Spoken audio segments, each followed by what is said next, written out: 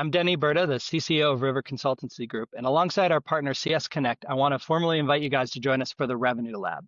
Taking place beginning the 15th of January, we're going to be running a 6-week workshop series every Friday for several hours, where we're going to dive into deep things like the metrics that matter to revenue leaders, how you as an individual contributor can contribute those by driving revenue OKRs. We're going to talk about things like building out success plans and ICP segmentation, and a whole lot more. So please come and join me. Registration is just in the link below here, so give it a click. Hope you enjoyed my session coming up with Bayron, and if you ever need anything, please feel free to reach out. denny.burda@riverconsultancygroup.co.uk.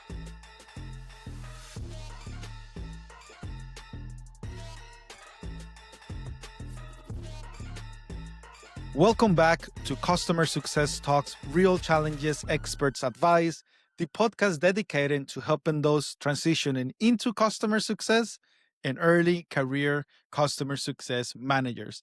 I'm your host, Byron Toruño, a customer success manager, and just like you, I'm still learning about this amazing world of customer success. Customer success is such a dynamic, zero flat role that there's so much happening that we actually have so many podcasts out there, so many books, so many people speaking, so many events. There's so much, and that's why we are in such a rich role. And today we will be discussing about how to hit numbers while managing such a big portfolio of customers. And that's what we'll be talking today, because there are different models, there are different approaches that we will be touching on today with our guests. But it's been popular every time where that a CSM has more and more and more a bigger portfolio of customers, but we cannot give the same type of service, one-on-one, personalized, a touch to all of them. There's just so much strategy that can be also implemented. But how? That's the hard part. And that's what also we will be talking about today. Today we have with us Denny Bura, who will come and help us to answer this question. And we will hear the insights, tips, based on his plus 10 years plus experience in customer success. Denny has worked with many companies to help them drive strategic initiatives with real measurable impact. And also he's a speaker, but he is also the Chief Customer Officer for Rivers Consultancy Group. Denny, welcome to Customer Success Talks. Thank you so much for having me, Bayron, and I'm excited to continue our conversation that started a couple weeks ago. So let's dig in. Indeed, we did saw ourselves in Saas almost 4 weeks ago, and I asked you for 10 minutes of your time to a challenge that I'm going through, which is this: how to scale and be impactful with expansion. And it was just something that we needed more time. But before we actually dive deep into what approaches we can actually do and what advice you have, can you tell us a little bit more about River Consultancy Group and how do you help other companies? Yeah, of course. Thanks for asking. In short, I like to say River helps with revenue. And that's the core of what we do. So we have two programs. We have the Revenue Strategy Lab, which is really designed to help SaaS companies in particular. And what we try to do is bring an alignment between the teams that traditionally line up to the office of the CRO or sometimes the CCO. And so that's usually sales, customer success, and marketing.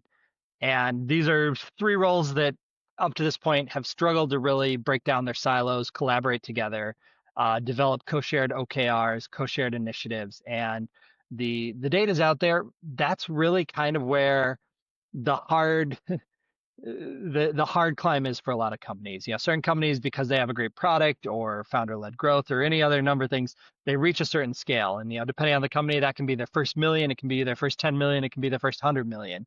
And then the real work begins. Once you get past that initial kind of mountaintop, that's where saying, okay, where do we find revenue where it was leaking out of the sides as we built this thing really fast, or where do we look to the strengths of the teams and the people we have or the customers we have to grow revenue. So the Revenue Strategy Lab focuses on that.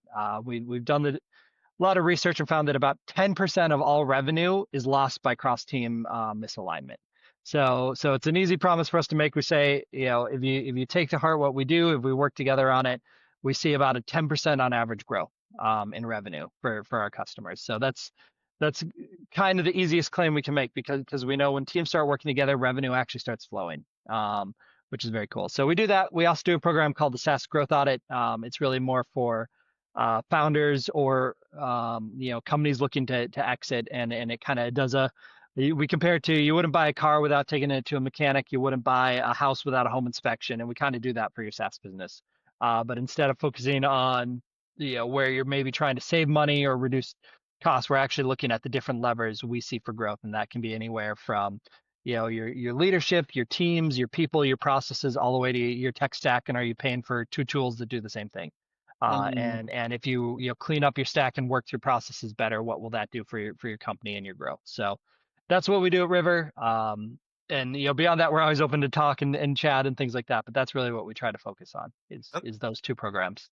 That's super cool. It sounds like having someone who's outside of the box and just having like an eagle perspective and fresh mind and start guiding based on where that you are seeing the silos, what is leaking. So I think that that's it sounds like a lot of work for you guys, but it also sounds fun to be able to Oh, spot those and find solutions.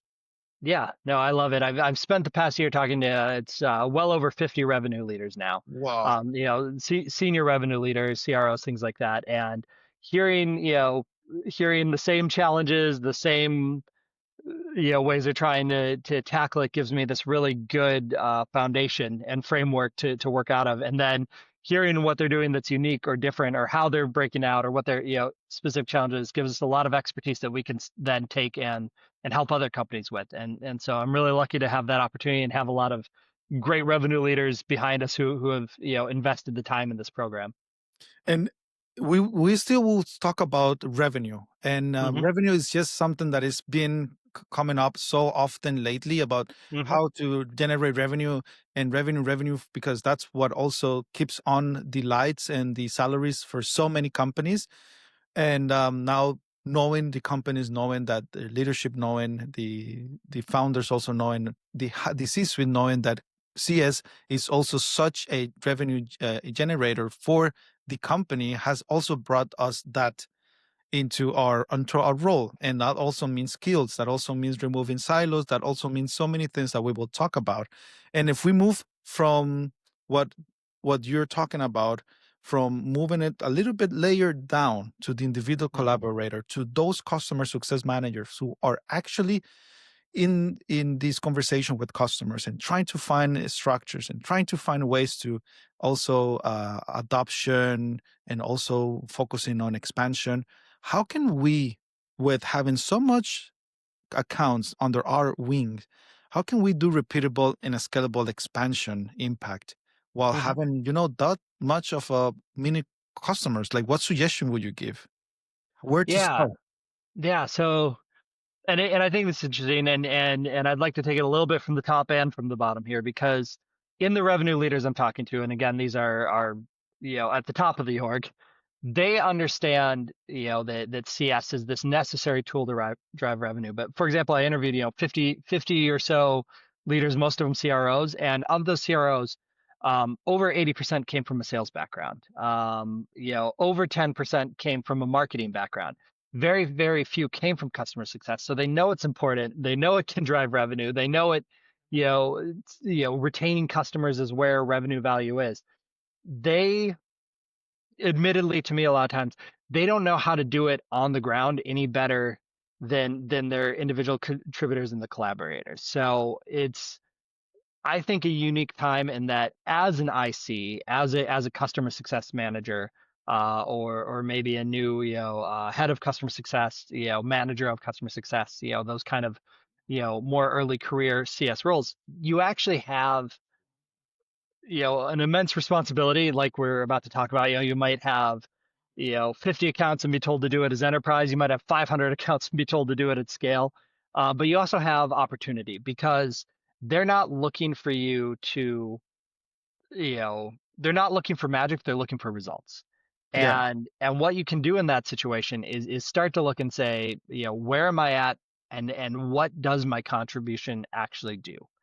And so I let's pick up with the conversation we were having a few weeks back at Sassiest, in that You have a book of about how many clients? Uh, 3 enterprise, and under them, there's around 600 to 700 hotels Yeah, yeah. and users. Yeah, and I know a bit from talking with Sahil, each of those hotels can act like its own client Mhm. sometimes. So I would say a bad model is to say, okay, Baron, just go in and do enterprise and talk to those three hotel, the most senior person you can get, and figure out how to drive value that matters to them. Like that is the enterprise model, and it's not bad, but does that work for you? When really, you know, for the other 500 of those hotels that sit under those accounts, do they care what initiative a somebody at the global office makes? And I see that a lot in enterprise. Is the decision made up here has very little to do with the day-to-day interactions here. And so how do you grow an account where they don't actually care about those initiatives? Or how do you grow an account where they say, that's great that they want us to do X or Y, but we don't have the time and capacity. I think a valuable thing to remember is quite often your customers are just as stretched thin as you are as a Mhm. CSM.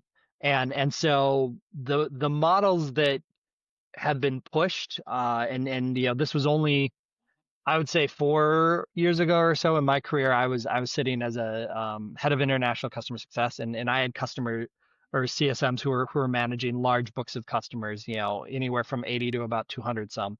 And the CCO of that company at the time was really pushing down on us, and they're saying, "Hey, how come you guys aren't getting the right percentage of QBRs done, or running enough success plans?" And I'm going, "Well, how do you expect a CSM who has 80 accounts to run QBRs with all of them?" I said, if they did that, boil down to like almost a QBR every other day per month.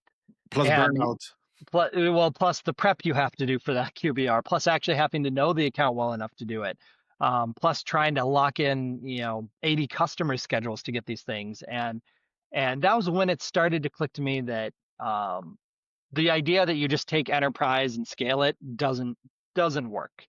Um, so what I've started focusing on in the past, I would say, to be fully honest, 2 years, maybe 2.5 years, is more this idea that take what is successful within your own segment and scale it.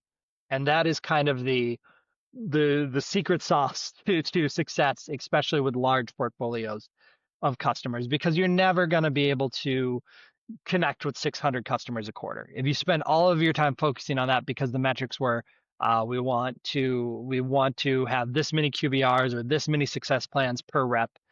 It doesn't really actually drive value. So what I encourage ICs, CSMs, or even kind of new managers to do is actually say, okay, what is going to work? And again, there's things you have to take into account, like the segment of these customers. Are they enterprise, or are they enterprise with 600, basically SMBs below them? Are they regional, and do they want to meet with you, or do they want everything delivered to them and automated? Are they high touch, low touch, things like that? And then the biggest question I think is actually ask yourself, what works? What succeeds? Ignore every other bit of the noise that's out there, every other, bit of the noise that's coming from people like me on LinkedIn or consultants like me telling you what to do. Just start with that very simple question and go, what works? And so I know, we talked a bit about the scenarios. Well, not every customer wants that deep QBR conversation. What they really want to know is how's the tool being used? What value is it bringing? What time is it saving? And so if you can say, okay, if that's what actually works or what drives interest from my customers, let me do some research. So the amazing thing I think about a situation like yours is you've got 600 potential data points that you can look at to understand what is working successfully with customers within a certain range. And when you can pull back from having to try and chase the people, you can start to look at the process and the motion.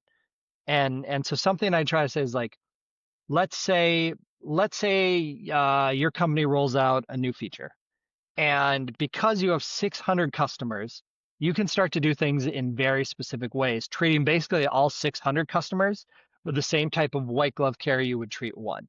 So you can write a very personalized message. And there's great tools out there that will help you, you know, automate this email. So you can, instead of it, being writing individual email one, copy paste, you can just say, dear customer first name, it's me, Baron, your CSM, and I just wanted to let you know that we are rolling out X feature.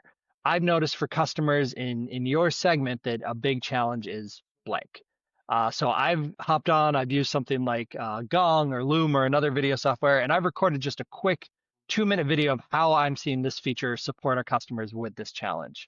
I really hope you find this helpful. Please send us any feedback you have, or if you want to be involved in future projects like, EAPs and CEO, and you can start doing those big CSM things, but you just sneak them into an email. And so let's say you blast that email out, all 600 of them, and because hopefully you have some tooling that can help you, some form of automation, that wasn't 600, copy paste send emails, because again, that's a huge time suck. If your company is willing to pay you to sit and do that 600 times, they should be willing to pay for some sort of automation software that can pull in things like customer first name, company drop-in video link, things like that. So let's say you do that, 600 emails go out, and you know hopefully, let's say, general email response rates, click rates, if they're coming through you, if they make it past IP whitelisting, let's say you do really well and you get 20%. 20% of 600, roughly 120 customers are hopefully responding to you. And it might just be, thanks, Baron, thanks for the information. But others might say, oh, thanks, that was really helpful. I applied it and it did this, this, and this. And you take all those insights and you say, hey, out of the 600 customers that got this new feature, we know, 120 respond to us that they've now tried it with our tip. And let's say, 40 of them 40 of them say, oh, just thanks for thinking of us and we'll give the new feature a try. But let's say 80 of them actually respond back from that group and they say, hey, that was really good, but it doesn't solve for X, or it didn't actually help us with Y, or hey, I'm really still struggling with how to use this, and the old school method might say, can we book a call? Can I get a demo? Can this and that? Or, you need to tell product this, voice of customer, this and that. You know, you could do that, and you could do that at a one-on-one basis with those 80 emails that came back. And that would be your quarter, right? Or at least a solid month of it would be just responding, just following up, just acting. And that's thinking like a CSM with, 3 to 5 accounts. You're thinking like a CSM with 3 to 500 or more accounts. And so what you can actually do, again, take those, take the whole 120, take the 40 that just gave you a response and say, hey, really glad you're liking it. Please let us know what you think. Like just kind of a follow-up email. Again, that can be built into the first automation to trigger with them. And if you like this, please know we're always here to help you. The team has this. We also have a great, and you just put some more resources at their table. Here's our video library. Here's our university. Here's some great YouTubes I found from other users. Here's a link to an upcoming webinar where we dive into it more for an hour. And you've done success. Like you're helping that customer succeed with whatever's given to you. But let's say you got that 80. Instead of responding 80 individual emails, all that spending a month, what if you just took those insights and you said, okay, out of those 80, that becomes your whole 100% purview. 20 of them absolutely loved it, immediate growth. How do you respond to them? Do you just say, great, glad you're liking it? Or do you go, I've got 20 customers now who are adopting a brand new tool. I'd start doing success things. I'd reach out for success stories. I'd say, hey, would you be willing to tell us more about what this is doing for you? Just so we understand better. Or, hey, would you be willing to even hop on a webinar we're going to have where we roll this product out wider, or where we're trying to get more users to do this, and just talk about how it's succeeding for you. Like, let's say you email it to 20 of them. Great. If 5 of them write you back, you've got a 5-user panel to share that success of what they're doing. And all of a sudden, they're bigger advocates of your product because not only did you help them succeed, you highlighted their success. And they can go back and say, hey, boss, I have to join this webinar that, X product is hosting because we're doing so well with it. Can I get 30 minutes to join this panel and show what we're doing, or give the tips? So let's say that's 20 out of that 80. Let's say another 20 just berate you with like, yeah, but this doesn't work. And this, okay, you've now got a 20-person VOC. And if those 20 users come from companies that represent X number of users, that's when I would switch from maybe success as like the person who tries to make everything right and talk to you. And I'd put in a little bit of a product hat. And I would go look at, if I have a ticketing system, what does our voice of customer say about these features? Are these 20 customers represented, in these voice of the customer features? Can I find the product manager who's managing a handful of those features maybe all together and just say, hey, just so you know, when we rolled out this, I asked my customer base and 20 of my customers came back with this exact same feedback. How realistic of a fix is that? Or do we have any plans to put something like that on the roadmap so I can respond back to them? Because now instead of 20 individual emails, thanks so much for your feedback. I know you hate me. I know you hate our product, blah, blah, blah. You can say, hey, Bayron, I've taken your advice straight to our product team. I've added you to these tickets. If they're public facing tickets, you can link them. And you can say, and by the way, I had a conversation with product about your personal needs. And better yet, if that product team is willing to engage and they have some questions, say, can I bring you and some other users with similar challenges to a conversation? And again, you're not bringing one customer all of a sudden to product. You might be bringing three or four or five, and they might not all be in one meeting, but you're bringing a huge voice to the customer. And again, those were maybe 20 who were giving you feedback, improvement feedback, and you've just voiced to the customer. And, you can go back to those customers and at least say, I'm driving your success, even if it's just getting your voice heard. And honestly, that's a huge win sometimes for customers, is just to feel like they're heard. Yeah. And now they know next time something comes, oh, I can reach out to Bayron and do that.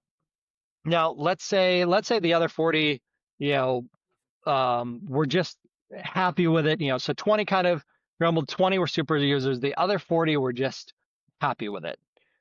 Start thinking about those motions and go, okay, if 40 wrote back to me and I know those 40 were successful, or, like they didn't give me a lot of details, but they were at least happy with it.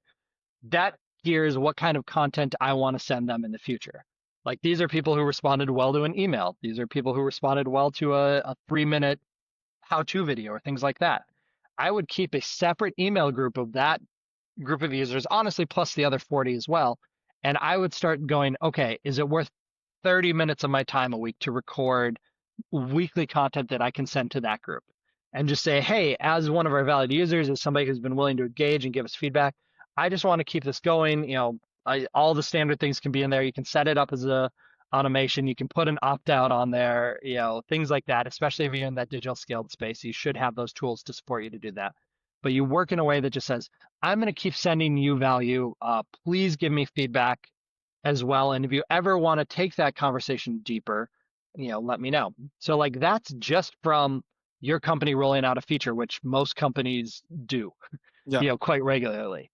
There's other huge ways to do that. You've got 600 potential, if you build good usage dashboards, good ways to track what's going on, you can start just looking at things like their numbers, like you're a data analyst and you can go, hey, out of my 600 customers or 600 groups, within my 3 customers, I'm going to just start tracking, MAU or I'm going to just start tracking these. And instead of going, I need to individually own monthly active users for every one of my customers, and I know our global goal is a 10% increase, and all those things that are really high up here.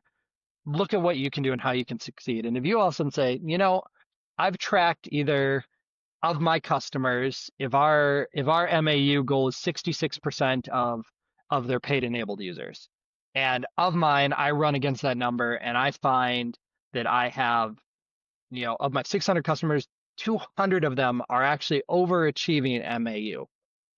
What is Right? MAU? What do you mean? Monthly active usage. So again, this depends on your product and your model, but it's a pretty common one in a lot of SaaS softwares. You get this, I have to raise MAU or keep customers at this. And so you maybe just start with who's already doing it well. And just, again, I would use email automations, outreach, in a way to say, hey, customer, and better yet, if you can pull their individual usage data from that big chart, I would write an email something along the lines of, hey, Bayron, just so you know, as one of my customers with an incredibly high MAU, first I want to thank you for valuing us and using X tool, but I also wanted to make you aware you are actually in the 90th percentile of all users in your segment. We would love to know deeper, why, what works for you. Like, please give us that feedback so that we can help. And we would want to make sure we're celebrating voices like yours, bringing it together. Again, you're doing very core customer success things. You're creating a champion. You're celebrating. You're highlighting their achievements. I'm guessing now some of them in that type of scale, you're going to have people who are the actual wrong content and they're going to be like, Baron, I'm the janitor. I don't know what you're talking about. Yeah. Somebody put my email. But out of, let's say out of 600, 200 of them are in that high group. Again, if you get 100 responses, 120 responses out of 200, just because you did the outreach and you said, hey, like, we want to just celebrate your success and how well you're doing. Let me know why. Let me know how. Like you're getting all sorts of super, super valuable insights for your customer while also elevating somebody as a champion or putting them on the radar. Like, if all of a sudden they depend on that tool, they're maybe the system admin or the tool owner or things like that.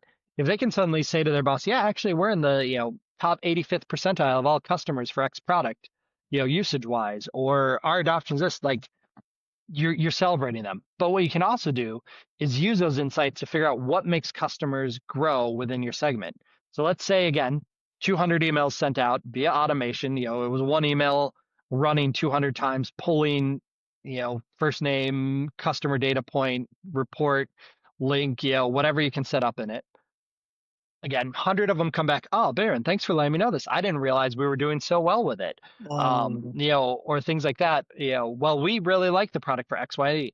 Again, you can take those big chunks and you can bring those down to insights. And you might say, okay, out of the 100 that responded back with a thanks, for letting us know about our data, maybe you set up a follow-up automation that just as an FYI, I've set up an automation so every month you can get your data usage, either through clicking in actively to this dashboard, or you run an automation that finds their thing and sends it to them.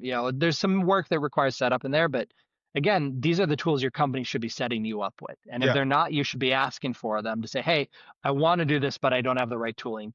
Do we have something that can help me? Because most of the time it exists, they just haven't enabled CS to do it. Can you help me with this Tableau reporting, or can you provide me this link, or hey, can we get Pendo, different things like that. But I digress. You've got 100 that respond back, and they're very, very successful. They're already in a high percentile and they're growing. They give you feedback, and then what I would start doing is looking at those insights and going, oh, our customers with the highest adoption rate are X segment, are X X use case, are X size, and I would start putting those together. And then what I would do is I would look at the bottom half of those same stats. What customers are falling below? That maybe it's 66% is your benchmark MAU or something like that. And maybe you find all the companies that sit below that number. And I would start saying, what can I analyze here? And which ones actually match my most successful customers? And how do I bring what's successful here to what's, not adopted here? And then I would again try email campaigns. Hey, Baron, just so you know, your company sits a little bit below our kind of benchmarked average for users in this and this. But in your segment, I often see that as much higher. I reached out to customers who are succeeding with it and have found that they get the best results when they do this, or this. And Mm-hmm. like, just by sharing, you're just acting as this middleman of what is working and sharing it in big waves across. And the reason I believe in this methodology, the reason I think this works is essentially like you have so much freedom to experiment in scaled customer success, in digital, whatever you want to call it. Like you are what I call the low risk, high reward segment. Because you know what? If you try something and it fails miserably and no one responds to that email, then you go, okay, I need to write a better email, or I need to try something else. Mm-hmm. I need to look at the data differently. You can experiment. If I'm a senior strategic enterprise CSM with, truly 3 enterprise accounts with 3 stakeholders, and I screw that up, huge consequences. Yeah. They're high risk, high reward. Like if I get it wrong, that customer churns and that's 5% of our revenue. I'm very unwantedly in front of the CEO or the CRO or something like that, explaining what went wrong. If you get something wrong, if it gets if it doesn't go well with the customers they're saying in that bottom segment or something like that, no one's even gonna notice probably. But if you succeed, you're low risk, high reward. Because if all of a sudden you can say, hey, you guys gave me these 600 accounts. I tried this motion, and I was able to process this this thing, this email campaign that turned into this, or this data review that showed me our highs and lows. And because I did that, I was able to grow X number of accounts that, sit in this low segment, and they're suddenly no longer, they're no longer self-serve low accounts. They're actually falling into what we normally call that. Yeah. Then, there's what you've done is you've shown growth, revenue growth, because all of a sudden maybe those actions, lead to a higher MAU. They're more likely to stay, you protected churn, things like that. Maybe even, because you've started to build these relationships at scale, you might be able to start driving people to marketing things, which could Mhm. create new business. You might be able to take those customers at the top of the list and actually say, hey, by the way, from other customers in your segment I've seen, they're using this, this, and this, which you don't have. Would you be interested in learning about these tools? Handover lead, new growth, expansion to teams. Maybe they were capped at their MAU and that 99%, but they said, actually, I haven't rolled this out to 99 users yet. I'm really excited to know that what I'm doing for the first 99 will work for the second 99. Account expansion. Like all of those things are growth. And if you get it right, and if you're doing these things not as individual account treatment, but at scale, you know, if something succeeds, it's probably not going to succeed for one out of those 200. It might succeed for 50 out of those 200 or 100 out of those 200 or all 200. It's And about numbers. yeah, yeah. And so like, you know what? If you've got, one action that you do that increases the revenue in let's say it's a small account. I don't know, that can be very different for each company, but let's say it's a 5,000 euro a month account. Maybe that's considered small. If you do something that even does a 10% increase of that, if my math is right, that brings it up to 5,500 a month. Probably not going to get noticed. But if you do an action and it can do that type of growth across 100 of those accounts, and you've increased 100 accounts, 500 euros a month, quick maths, that's an extra, what is that? 500 times 10 would be 5,000, 50,000 in revenue increase, which for your company might actually mean you basically just gave them a new enterprise account for free in growth. And that's the type of stuff that will get attention and Mhm. will allow you to do it. Now, I say all this with opportunities and ways to do it. I want to pause for a second to real because I know your audience can a lot of times be people fresh in. They maybe haven't had a decade plus of experience to figure out what works and what doesn't. They might have a head of CS or a director of CS or a CRO or somebody like that who's coming in and saying, yes, but you need X X QBRs, X success plans, you need your MAU across all your customers to be like this. Yeah. Um, that is tough. The first thing I want to acknowledge is that is a hard place to be. But will never get easier if you can't show them a better way. And so when I talk to people sitting in scale digital high accounts, and by the way, like I talk to strategic senior CSMs who I would normally say in that range because of the expectations you should have anywhere from 5 to 8 accounts depending on your company because you might be managing 5 to 10 million in revenue at some of those companies. I'll talk to them and they're like, I've got 20 accounts and I can't manage the work. Like if you're ever in a situation like where you can't manage the work and the unrealistic expectations are there from your management, like you have in my mind 3 options. You can sit and you can take the punishment until either they say, hey, you're not hitting your goals, just like a salesperson not hitting their quota, we're going to put you on PIP, or we just don't see it, or you sit in that same junior role and never grow up. Like that's not the option anyone wants. Yeah. Option two, you can say, hey, I'm going to do my best to do those, but I'm also experimenting with some things that I think can bring us growth in my segment. Hopefully, as you know, as a senior leader, when you're speaking up to them like senior leader, can I be given a bit of freedom? Can we focus less on these, but I want my stretch goals to be around these type of things that I want to experiment with and try because I think in our segment those work. Like as somebody who's been a hiring manager, as somebody who's had to push down even higher up quotas that I go, well, these don't make sense, down to teams who are going, well, that doesn't make sense. Like even in that space, there should be stretch goals, room for experimentation, and like do things in a quarterly basis. Say, I'm going to try this email automation thing. I'm going to try this, and like even if nothing else, like at the end of that quarter, if you can report, hey, just so in my first half of the year, I was really only able to do outreach with 100 of my 600 customers. Yeah. because I built this automation, or because I've set up this thing, or because I'm using X tools, I'm now at least sending, sending proactive outreach to all 600 of mine. Boom. If I'm your manager, I go, what? You went from 100 to 600.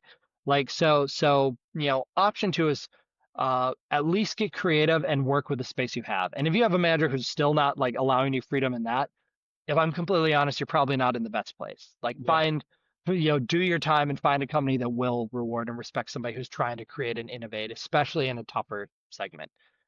When I talk to sales leaders, that's what they're looking for in innovation in their SMB accounts, which is kind of the sales equivalent of scale. They might have, 50 to 100 accounts and quotas that they hit. And they're looking for people who will hit that quota, even if not all those accounts are that interested. So they want creativity and they want solutions. And so the same expectation exists for CS. They just don't know how to explain it a lot. Yeah. Third option, you go in, you do that, it works. They're going to say, hey, how can we get more of that? I am a firm believer. I think anyone who says you go from, scaled or digital CS and then you get promoted to quote unquote regular CS, or like, enterprise CS or strategic, uh, part of the French to the whole audience, that's bullshit to me. There is very much a reality, especially now, especially with, these large scale, CS for everyone, AI driven CS, marketing driven CS, where you should be a senior strategic or principal scaled CSM. Like, those roles should exist. If you enjoy thinking in terms of groups and numbers and motions for success, like, why shouldn't you be rewarded for that? And why shouldn't you be able to be a principal scaled CSM who says, I do the things that make massive difference to this huge group of customers, as opposed to the only way to grow being, I'm a principal, so therefore I work with 4 of our top customers and I have to figure out how to do that. Reward skills. If you're a hiring manager listening to this, reward skills and reward initiative. Don't make career progression this linear path based on what historically has been. Yeah. Use it for your company and your teams. Denny, not gonna, I wasn't gonna interrupt you at least once, because you are the science in the lab, and what you are giving us is basically the 10 decade of experience of how one can scale, that's the word, our approaches. Because what I hear from you, it's kind of like having a bigger um, impact within all the portfolio of customers, while also having the time to focus on extracting those outcomes that come from that impact, which was the scalable, maybe massive emails or maybe webinars, where in a way that can reach and do brand awareness for the guests and for the customers. It's like fishing. That's the scalable approach. Like fishing, I'm sending massive emails, and then I'm having also the time to extract information from there, reuse that, but also I could have maybe one-on-one conversation with those that potentially will have a big expansion opportunity, and I can have more time to follow up on those than follow up on those that are already underperforming. Something that I was talking with my manager Sahil today actually was super interesting. Is like, how can we do this together? And he was saying that it's also about, if we have high performers, middle performers, and low performers, why not focus on the one in the middle, that they are just closer to be on the top? It generates less effort, less energy to move them from here to there. So I love how you never said having like a one-on-one conversation, which sometimes I feel that that can be done via email. It's like building relationship with the customer in a scalable way. Mm-hmm. Yeah. Something on that. And I mean, you have one of the best managers in the business. Yeah, I know. We're lucky on that front. But something that I love about that is the idea that actually, you know what, for most scale large account type CSM work, your sweet spot isn't the top, it's the middle. Because the top, might not be able to grow much more. You can learn a lot from them, you can gather insights, but your growth is the ones that, aren't blocking you, aren't rejecting You you. want to keep them there, basically. They're the ones that are here that you say, hey, what is 10% improvement in this segment do? And by the way, that model works really well whether you've got 50 accounts, 500 accounts. Like, Focus on the ones in the middle. You still got to keep the ones at the top very happy because you don't want them going from the top to the middle either. But you can also start to think like, yeah, what does success look like with the I kind of think of it as your middle 60. So not your top 20, not your bottom 20, but your middle 60 is really where you are trying to drive growth. And Denny, you also touch on data, and I think that's a good way to Hmm. start a scalable framework or model Hmm. or just idea that one has, because we sometimes I don't know where to start. It's like Hmm. I just don't know if this is going to work. I still need to try. Like you said, it's about trying. If it works, bigger, and if it doesn't work, just replace it, do something else. But I think data, it's such an important piece where you can see the big eagle eye helicopter view and say, okay, if this is the biggest, most important goal, which in my case is generate more revenue, what can I do to impact that in a bigger way? Well, maybe making sure that our customers are actually doing this. Okay, then if this is what I need to reach this bigger goal, what can I do in a scalable way to impact that will automatically impact on the top? 100%. And that's a challenge sometimes because every company's gotten really good at acquiring data. They haven't always gotten really good at drawing insights from out it or keeping it clean or things like that. But that's why I say don't, you know, pay attention to your data and your things. And if nothing else, the efforts of your work have probably cleaned up or improved data within your segment, and then you can action on it. And again, like there's this an advantage of my role working with sales, CS, and marketing is we used to live in a world of hunches. Mhm. Think in marketing, it was the Mad Men, Don Draper era. Like, oh, maybe if we say this phrase, like people will buy more, and it was hunches. In sales, it was go with your gut.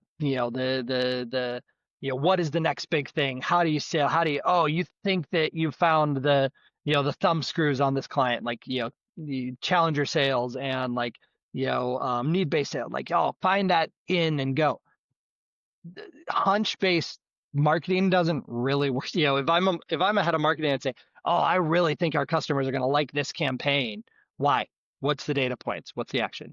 If I'm a salesperson, oh, I really think I can win this customer. Why? What are the buying motions? What are the triggers? What does the data say? What are the points? So how can CS go, oh, I really think this customer is doing well, you Mm. know, or I think we can grow this customer. Why can you grow that customer? Oh, well, they gave us a positive NPS score. That's hunch work. Who gave it? Why did they give it? What role do they play in the company? What is that company doing? How many users are there? So when you can do data work, like you just explained, going into your own systems, your own tools, looking at even if it's just understanding your segment, you don't need to know the whole company. You don't need to know, if you've got 60,000 customers, you need to know your 600 to start. And if you get that really well, just like you said, I believe in the lab, I believe in science. You can start experimenting. And again, you're in the place where experimentation is very low risk, very high reward. You screw it up, the liquid in the jar turns from clear to green goo. I hope You that know, doesn't you explode. I just yeah, hopefully, but if you explode, you're small explosions. But if it explodes in a good way, if all of a sudden you create alchemy and you mix two scaled CS motions together and suddenly do that 10% increase, that 500 euro per month per customer increase, like you've again enterprised a customer that didn't exist just out of a growth measurement. Like those are finding the cure for the common cold because you were playing with Tylenol and paracetamol and you just fixed it. Like that's the opportunity scaled and digital customer success has. And I realize we're probably getting close to time, so I want to hit one other point if that's okay. please. One of the things I push really hard out of the revenue lab is you are not in isolation in customer success. That is how 10% of revenue seeps out of the business. If you are committed, if you are a eager, younger, first job in customer success manager, things like that. Take that energy, effort, and research and all that you're doing, and figure out how you go lateral with it. Figure out parallel. So if you suddenly say, "Hey, I did this work and I have 50 customers that are suddenly very excited about a new feature or product," how are you sharing that with marketing? How are you getting those people in front of marketing and those campaigns? And If you have insights that say, hey, all 50 of these people come from X industry or X region or X segment within the industry, how are you sharing that information with marketing so they can get Mhm. you or those customers to an event or a webinar or a field marketing thing? Yeah. Um, if you can do research and say, hey, these 50 customers are small accounts on their own, but we treat them as one big account, and we can do something that drives growth, that we have a new AI something that we're building here and we can drive it into those 50, what does that do for growth? Because you know what you're giving marketing there? You're giving them what we would call a qualified lead that they can turn into a marketing qualified lead that can become a sales opportunity. Um, just as much the other way, generally I find scaled CS doesn't have an account executive owning those. You maybe have an account manager or somebody like that who owns the same book of business. That person's your partner. Like if you say, "Hey, Baron, I'm your CSM, you're my account manager, you manage, maybe they don't manage them all, but you manage 200 of my accounts. I now have this data, and this data, and I think these customers are prime for expansion or Yeah. prime for growth." As your AM, I'm suddenly going, okay, tell me more, because I was just going to put them all in auto renewal and hope that our 5%, 10% uplift, doesn't get contested. But if you're telling me these accounts can grow, who do I need to call? Who do I need to take? And maybe they're taking that personal touch. But if you've already been growing that relationship because you've been managing emails or things like that, if I can, if you're the AM and you can say, hey, I've been talking with Denny, and he says, you guys have been chatting a little bit over email, and we see you guys as a really good fit for this, and he's giving me your usage data. Can I give you a demo of X new product? Or can we talk about other teams that could benefit at your company from this? Like you're equipping that AM. Yeah. And hopefully, if you're building this idea of team, if that AM's manager notices that that AM suddenly started performing better, or that marketing manager notices that that field marketer is suddenly getting better leads, and they trace back to the source. And what is the source? It's Bayron delivering better insights because he has a 600 customer base to drive those from. Like boom, like you are moving up and you're moving a team up with you. And that's how you kind of start knocking out that 10% seepage of revenue. And for most companies, 10% growth in revenue is the difference between, an incredible year and a disastrous year. So you can make that difference even as an IC, even as a new one, by looking at what you can do with what you've got and by reaching, kind of cross the aisle, as it were. And then, like you said, unfortunately, time is already here. In the sense of we need to also let people to sit down, rewind, go back and replay it, even download the transcript if you had the option and learn all what Denny said. But Denny, the last question I have for you about this such an interesting topic, it's about what is the biggest mistake you have seen other CSMs doing when it comes to applying scalable approaches? I mean, the biggest mistake you can make, I think, is a bit what I said, and sadly, it's usually not the mistake the CSM makes. It's the mistake their manager or their director or their VP Oh, makes, which is take what works in enterprise and call it CS down there, or take any big model and just think it's going to work. Experimentation is always key to growth, and so again, if I'm speaking with a head of or director and they're saying, well, I'm not getting enough QBRs out of my scaled segment or enough success plans or things like that. First thing I'm going to say is, why do you need 600 success plans? You probably have a lot of these customers who are very similar. Give me 6 success plans that work, for 100 customers each, and follow, and teach your CSMs to drive those. So, you know, don't don't do what big CS or enterprise CS is doing and assume it's going to work in scaled. And the growth potential is higher a lot of times in that market. The opportunities there to learn things and do things. Like it is your playground, and I wish every skilled CSM would treat it that way and play well. If that's the biggest methodology I can pass on to that segment, is play well. Like experiment, try things out, enjoy the scrapes and the bruises and the falls, and then love that moment when you're like at the top of the playground because you climbed that. let's do it. Danny, you know what I've learned from you today? I need to summarize it, but what comes to my mind based on our conversation is what is successful, scale it. Starts, be flexible in the sense of experiment. If it works, then do it bigger and then continue experimenting because of those 100 emails, if 20 answers, those are going to give you outcomes. And then maybe it's going to be 20 today, maybe 25, and then 30 in the future. So that's my biggest learning here. Thank you so much, Denny, for your time. And I'm such an honor for all of the insights that you have given us today. Thank you so Uh, much. my pleasure, man. Thank you so much for having me. And like I always said, everyone, remember, keep learning, keep growing, and let's keep improving the world of customer success. Until next time.